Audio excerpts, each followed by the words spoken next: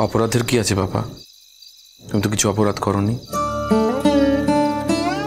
তুমি জাস্ট আমাকে ভরসা করতে পারোনি।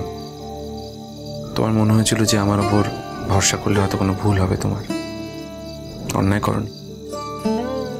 তোর মাকে একটু দেখিস। সেটা তুমি না বললেও দেখবো বাবা। আমি জানি, তাও বললাম, বলতে ইচ্ছে হলো। তুই তো ভালো ছেলে তোর মায়ের। জানিস রিঙ্কা, এই যে তোর মা বারবার বলে না আমার কাছ থেকে মুক্তি পেয়েছে এই ডিভোর্সটা হয়ে যাওয়ার পর, ঠিক কথাই বলে। সত্যি নিজের জীবনটা ফিরে পেয়েছে। কি সুন্দর চাকরি করছে, রোজগার করছে, নিজে নিজে চলাফেরা করছে, অন্যায়ের প্রতিবাদ করছে, কত দায়িত্ব পালন করছে। আর যখন আমার সঙ্গে ছিল তখন ওর সবটা আমাকে জড়িয়েছিল, সবকিছু। এমনকি নিজের কোনো সিদ্ধান্ত নিজে নিতে পারতো না। মা নিজের জীবনের সিদ্ধান্তগুলো নিজে নিতে পারতো না, এই কথাটা কিন্তু ভুল পাপা। মা নিতে চাইতো না। মা তোমায় ভালোবাসতো, নিজের জীবনের অনেকটা জায়গা তোমার জন্য ছেড়ে দিয়েছিল। এবং মা ভেবেছিল যে নিজের জীবনের সিদ্ধান্তগুলো তোমার উপর ছেড়ে দেওয়া যায়, সেই জন্যই হয়তো কখনো নিজের হয়ে নেয়নি। কিন্তু দেখো, আজকে মায়ের মাথার উপর কেউ নেই, তাই নিজের সিদ্ধান্তগুলো মা নিজেই নিচ্ছে। এতে তো অসুবিধার কিছু নেই। ঠিক, আসলে আমি যে অন্যায় করেছি আমি জানি তার কোনো ক্ষমা হয় না। তবু যে কোনো অপরাধী, সে যত চরম অপরাধী করুক না কেন, তার মনে হয়, কোথাও গিয়ে মনে হয় হয়তো তার শাস্তি খানিকটা কমবে। আমি জানি আমি তোর মায়ের সঙ্গে অন্যায় করেছি, কিন্তু এখন মনে হচ্ছে কি জানিস, আমার সঙ্গে আটকে থাকার চেয়ে এই যে আমি তোর মাকে ছেড়ে দিয়েছি, এতে হয়তো ওর ভালোই হয়েছে। ও এখন নিজের জীবনটাকে উপভোগ করতে পারছে। যতদিন আমার সঙ্গে ছিল ততদিন তো এই জীবনটাকে ও বুঝতে পারেনি, এনজয় করতে পারেনি। আমার থেকে দূরে সরে গিয়ে হয়তো এই প্রথম ও নিজের জীবনটাকে চিনতে পারছে, নিজের জীবনটাকে কাজে লাগাতে পারছে। শ্রীময়ী ঠিক কথাই বলে, এটাই ওর সত্যিকারের মুক্তি। মুক্তি? এই মুক্তিটা না মাকে অনেক দাম দিয়ে কিনতে হয়েছে, তুমি কোনোদিন বুঝতে পারবে না। আমি বুঝতে পারি,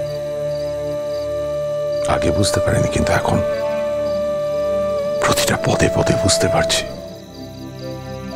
শ্রীময়ী অনেক দাম দিয়ে মুক্তি কিনেছে, আর আমি সেই একই দাম দিয়ে সারা জীবনের বন্ধন কিনেছি।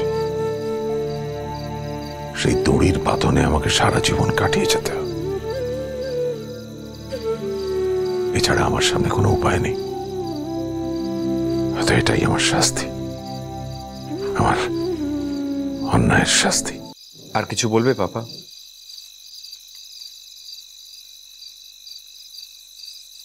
অনেক কথা বলতে ইচ্ছে করছে ডিঙ্কা, অনেক কথা বলতে চাই, কিন্তু এখন আর কথা বলার লোক খুঁজে পাই না। সে কি কথা? কথা বলার লোক খুঁজে পাচ্ছ না মানে? আশ্চর্য, কথা বলার লোক তো তোমার সাথে 24 ঘন্টা থাকে এখন। বরং আমার মনে হয় তোমার তো মায়ের সাথেই কোনো কথা ছিল না।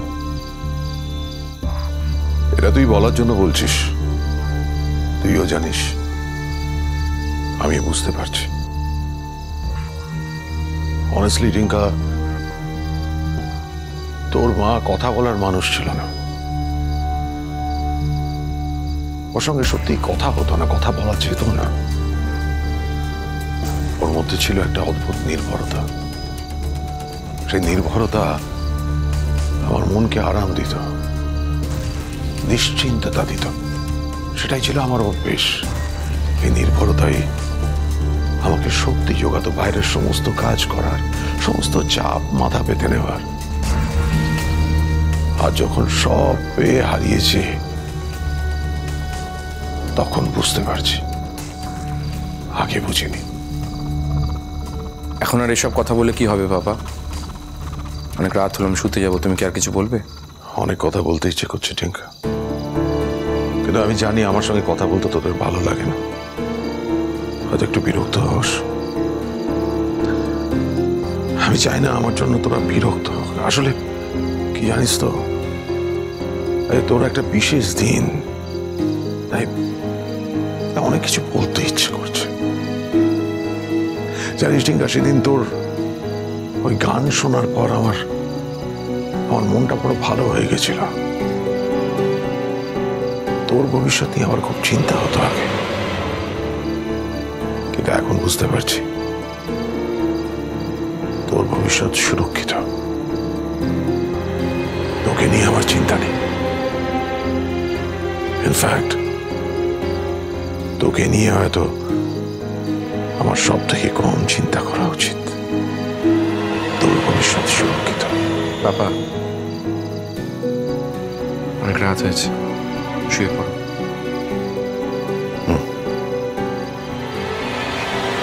গুড নাইট বেটা। Good night. Good night. কি ব্যাপার, তুমি এখানে কি করছো? হ্যাঁ, রাত 11টা বেজে গেছে। তোমার যদি কারোর সাথে দরকারি কোনো কথা থেকে থাকে, তুমি তো সেটা আমাকে জাগিয়ে রেখে বলতে পারো না? আমি তো তোমায় জেগে থাকতে বলিনি। হ্যাঁ, কিন্তু আমি কি করে বুঝবো যে তুমি কখন ঘরে যাবে? আমি তো লাইট নিভিয়ে ঘুমিয়ে পড়তে পারি না। এতটা স্বার্থপর তো আমি এখনো হইনি। একটু স্বার্থপর হও না। আমার বিশেষ বিশেষ দিনগুলোতে একটু স্বার্থপর হও। আর আমি তোমাকে তো এমন কিছু কমিট করিনি যে আমি প্রত্যেক দিন একই সময় ঘরে ঢুকবো। না, আমার তো অনেক কাজ থাকতে পারে, আমি গল্পের বই পড়তে পারি। হ্যাঁ, কিন্তু আমাকে তো একবার জানাবে। না, আমি বাধ্য নই। যাও, ঘরে যাও, গো। তুমি এখানে দাঁড়িয়ে দাঁড়িয়ে তোমার জীবনের আক্ষেপের কথা বলবে? আমি কত খারাপ, তোমার শ্রীময়ী কত ভালো। আগের পক্ষের ছেলের কাছে অনিন্দ এই সমস্ত কথা বলে তুমি কি সহানুভূতি আদায়ের চেষ্টা করছো নাকি? লজ্জা করে না? সামান্যতম আত্মসম্মান জ্ঞান নেই, তাই না? দুজন মানুষ যখন কথা বলছে, তৃতীয় ব্যক্তিও তাদের মধ্যে ঢুকে পড়ছো। আর শুধু ঢুকে পড়ছো না, আমরা কি বিষয়ে আলোচনা করছি সেটা খুঁচিয়ে বার করার চেষ্টা করছো। এতটা অসভ্যতা কি করে করতে পারলে? বাজে কথা একদম বলবে না টিঙ্কা। তোমার ছেলেকে বলে দাও অসভ্যতা আমি করছি, অসভ্যতা ও করছে। ও করছে কি? Talk to me what? তুমি কি ভেবেছো? হ্যাঁ, কি ভেবেছো? একই বাড়িতে আমাকে এনে রেখে তুমি আগের ছেলের সঙ্গে ভাব করবে? হ্যাঁ, আগের পক্ষের বউয়ের কাছে যাওয়ার জন্য চুপ চুপ করবে আর আমি মেনে নেব? হ্যাঁ, তুমি যদি ভেবে থাকো যে আমি এই সমস্ত মেনে নেবো, তাহলে তুমি আমাকে চিনতে পারোনি অনিন্দ। চিনতে পেরেছি তোমায়, চিনতে পেরেছি। একটু দেরিতে চিনেছি, এই যা। আর তোমায় চিনতে পেরেছি বলেই তো আমি ওকে বললাম যে আমি সারা জীবন একটা দড়িতে বাঁধনে আটকে গেছি, সেখান থেকে আমার বেরোনোর উপায় নেই। কি বলতে চাইছো তুমি? নাথিং, কিচ্ছু না। জাস্ট বলতে চাইছি যে আজকে আমার জীবনের একটা স্পেশাল দিন তো, এবং সেই সঙ্গে আমার পরিবারের লোকেদের স্পেশাল দিন। আজকের দিনটা তুমি নষ্ট করো না। এই বাড়িতে যখন আছো, অন্তত আজকের দিনটা তুমি নষ্ট করো না। যাও, নিজের ঘরে যাও, যাও। তুমি এখন ঘরে যাবে কি যাবে না? যাবো না বললাম তো, তুমি ঘরে যাও। এখানে দাঁড়িয়ে তুমি আমার পিন্ডি চটকাবে, তাই না? ভদ্রভাবে কথা বলো। কি ভদ্রভাবে কথা বলবো তোমার সাথে? কি ভদ্রভাবে কথা বলবো? তুমি ভদ্রতা কথাটার মানে জানো? তোমার মতো লোকের সঙ্গে কোনো ভদ্রতা আমি করতে চাই না, করা যায় না। তাহলে কেন এলে এই অভদ্র লোকটার সঙ্গে থাকতে? বলবো কেন থাকতে এলাম বলবো? হ্যাঁ, বলতে চাইছি না। ওই যে তোমার ছেলে দাঁড়িয়ে আছে না, ওর সামনে আমি কথাটা বলতে চাইছি না অনিন্দ। বলতে কিছু বাদ রেখেছো এরকম তো নয়। যাক পাপা, যতক্ষণ আমরা এখানে থাকবো না এই তর্কটা চলবে। আর তুমি ওপরে না যাওয়া পর্যন্ত এই মহিলা শান্ত হবে না। তবে আমার ভাবতে অবাক লাগে, জানো, এরকম ইনসিকিউর তুমি হলে কি করে? বাবা আর ছেলে কথা বলছে, সেটাও সহ্য করতে পারছো না, তাদের মাঝখানে ঢুকে পড়ছো। বুঝতে পারছো না এতে তোমারই 12টা বাজছে। ঠিকই আছে, জন্ম থেকে 12টা বেজে গেছে, তারা নতুন করে কি 12টা বাজবে? অনেক রাত হয়েছে, আমি শুতে গেলাম। টিঙ্কা, দাঁড়া না বেটা, তোকে একটা ভীষণ দরকারি কথা বলার ছিল। কি নাটক হচ্ছে? নাটক ফাটক পরে করো। কিসের নাটক? যাও ঘরে যাও, আমি আমার ছেলের সঙ্গে কথা বলছি। গো। কিসের দরকারি কথা? কিসের দরকারি কথা? এমন কি দরকারি কথা তোমার থাকতে পারে যেটা তুমি আমার সামনে বলতে পারো না? হ্যাঁ,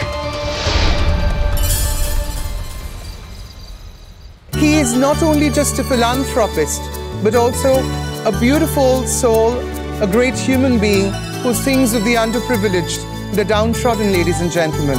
Ashun, তার সঙ্গে আলাপ করি। অর্ণা, লুক, আমার মনে হচ্ছে এই ভদ্রলোকই উনি, যিনি বিদেশ থেকে এসেছেন।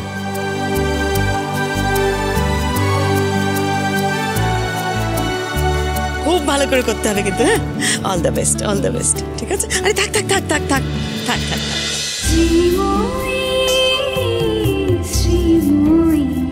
স্টার জলসার প্রিয় শো দেখার জন্য সাবস্ক্রাইব করুন আমাদের ইউটিউব চ্যানেলে এবং আপডেটেড থাকার জন্য প্রেস করুন বেল আইকন। চলো চলো চলো চলো পাল্টাই।